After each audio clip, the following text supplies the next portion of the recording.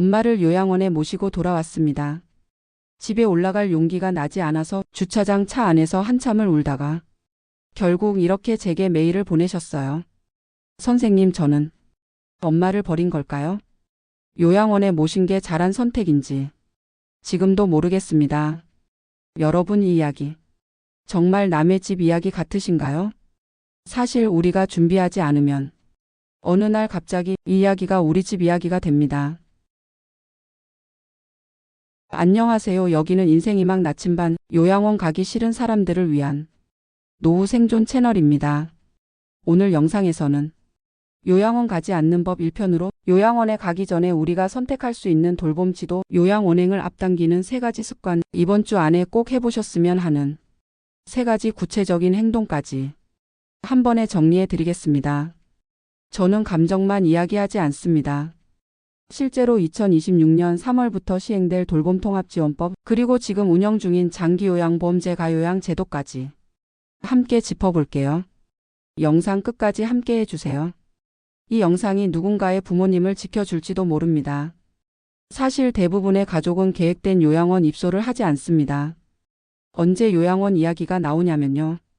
집에서 화장실 가다가 미끄러져서 골절되었을 때, 갑자기 뇌졸중이 와서 반신이 마비되었을 때, 엄마 여기 어디야?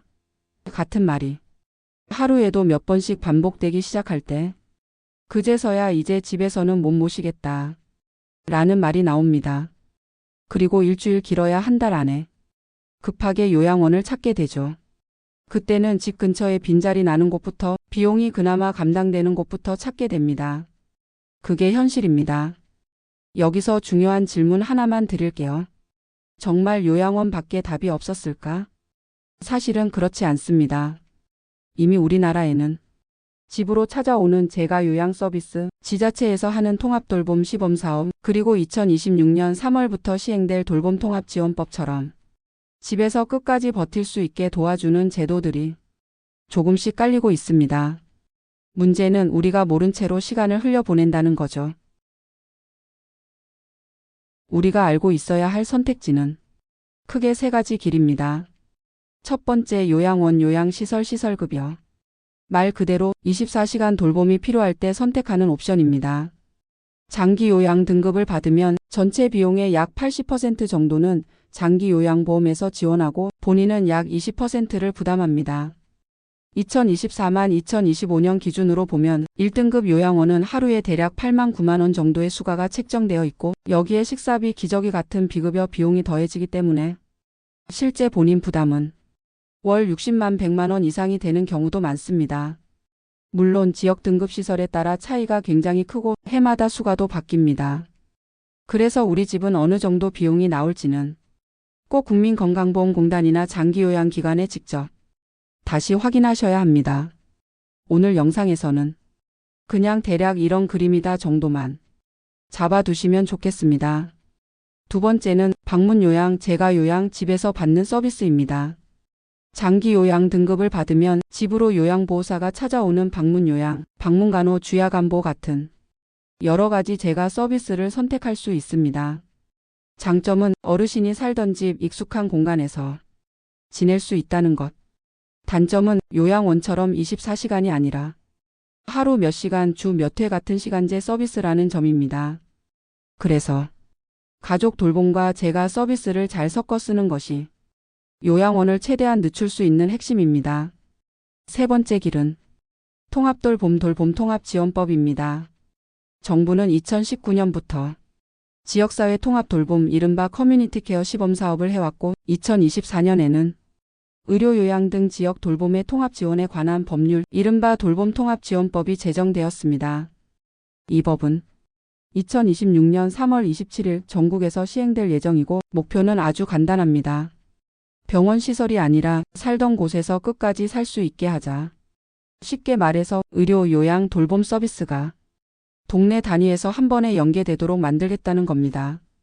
다만 어떤 서비스를 누가 어느 정도까지 받을 수 있는지, 우리 동네는 어디에 신청하면 되는지는 지역마다 조금씩 다릅니다. 그래서 오늘 영상 마지막에 우리 동네 돌봄 창구 찾는 방법을 함께 정리해 드릴게요. 요양 원행을 앞당기는 3가지 습관. 하나씩 번호가 찍히는 그래픽. 이제 가장 중요한 부분입니다. 요양원 가지 않는 법은 어디에도 없는 마법 비법이 아닙니다. 요양원행을 앞당기는 습관을 하나씩 지워가는 것, 그게 전부입니다. 제가 상담을 하다 보면 특히 이 세 가지 습관이 요양원행을 훨씬 빠르게 당깁니다. 습관 1. 나중에 알아볼게요. 제도 등급을 미루는 습관. 많은 분들이 이렇게 말씀하세요. 아직은 괜찮아요. 넘어지지만 않았으면 조금만 더 버텨보죠 뭐. 그러다가 골절, 뇌졸 중 폐혈증 같은 큰 사건이 오면 그제야 장기 요양 등급 신청하고 그제야 요양원 상담을 시작합니다. 문제는 등급 신청부터 판정까지 최소 몇 주에서 한 달, 요양원 대기까지 또 몇 주에서 몇 달이 걸린다는 겁니다. 그 사이에 가족은 완전히 지쳐버립니다. 그래서 제가 제일 무서워하는 말이 바로 이겁니다. 나중에 알아볼게요. 습관 2. 돈돌봄 이야기를 피하는 습관. 부모님 앞에서 돈 이야기, 요양 이야기를 꺼내는 건 참 어렵습니다. 엄마, 나중에 아프시면 어떻게 하고 싶어? 이 한 문장을 꺼내는 게 너무 무겁게 느껴지죠. 그래서 아무 얘기도 하지 않고 서로 눈치만 보다가 결국 사고 난 뒤에 허겁지겁 결정을 하게 됩니다. 그때 제가 가장 많이 묻는 질문이 뭔지 아세요? 어머니가 예전에 뭐라고 말씀하셨어요? 원래는 어디에서 지내고 싶어 하셨어요? 그런데 아무도 정확히 모릅니다. 미리 이야기를 꺼내지 않는 것, 그게 결국 부모님의 선택권을 없애버리는 습관이 됩니다. 습관 3. 집을 그대로 두는 습관. 환경을 방치하는 것. 우리 집을 한번 떠올려 보세요. 화장실에 잡을 손잡이가 있나요? 밤에 일어나면 복도에 작은 불빛이라도 들어오나요? 미끄러운 슬리퍼, 턱 높은 문지방은 그대로 남아있지 않나요? 통계와 연구를 보면 낙상 한 번이 요양원 입소를 결정짓는 결정적 계기가 되는 경우가 아주 많습니다. 그런데 우리는 집을 예전 그대로 두고 살아요. 집을 그대로 두는 습관이 결국은 요양원으로 가는 계단을 집안에 깔아두는 셈입니다.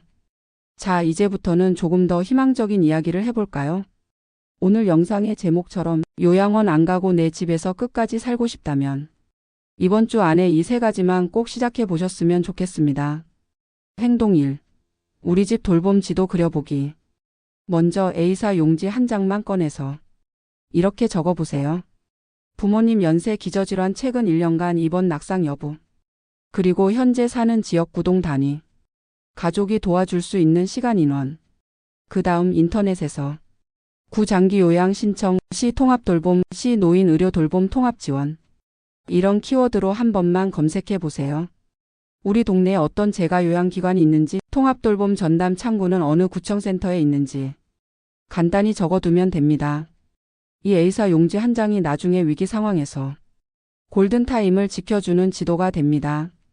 행동 2. 짧은 가족회의 날짜부터 잡기. 둘째는 가족회의 날짜를 먼저 잡는 것입니다. 회의 내용은 거창할 필요 전혀 없습니다. 엄마 아빠는 나중에 어디에서 지내고 싶으신지, 요양 원집 통합 돌봄에 대해 들어본 적이 있으신지, 돌봄 비용은 어느 정도까지, 우리 가족이 감당 가능한지, 이 세 가지만 편하게 이야기를 나눠보시면 됩니다. 여기서 정답을 내리는 게 목표가 아니라 부모님의 진짜 마음을 미리 듣는 것이 목적입니다. 나중에 어떤 선택을 하게 되더라도 엄마가 그때 이렇게 말씀하셨지 라는 기준이 생깁니다. 행동 3. 집안 안전 체크리스트로 문턱부터 없애기. 마지막 세 번째는 오늘 저녁에도 바로 할 수 있는 일입니다. 화장실에 미끄럼 방지 매트가 깔려 있는지, 샤워실 변기 옆에 잡을 손잡이가 있는지, 복도 침대 옆에 작은 무드등이라도 켜둘 수 있는지, 턱 높은 문지방 헐거운 매트는 없는지. 이 네 가지만 점검해서 하나만이라도 바꿔보세요. 낙상 한 번이 요양원 입소를 결정짓는 계기가 되는 경우가 정말 많습니다. 집을 조금만 바꾸면 요양원을 몇 년은 늦출 수 있습니다. 오늘은 요양원 가지 않는 법 1편으로 우리가 선택할 수 있는 돌봄의 지도, 요양원행을 앞당기는 세 가지 습관, 이번 주 안에 해볼 세 가지 행동까지 함께 살펴봤습니다. 영상에서 말씀드린 제도와 비용은 2025년 12월 기준 공개 자료를 바탕으로 한 큰 그림일 뿐이고 각 가정의 상황, 어르신의 등급, 지역에 따라 얼마든지 달라질 수 있습니다.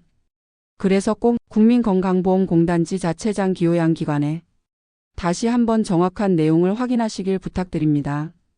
다음 영상. 요양원 가지 않는 법 2편에서는 치매와 요양원 사이 우리가 놓치고 있는 진짜 문제를 실제 사연과 함께 조금 더 깊게 이야기해 보겠습니다.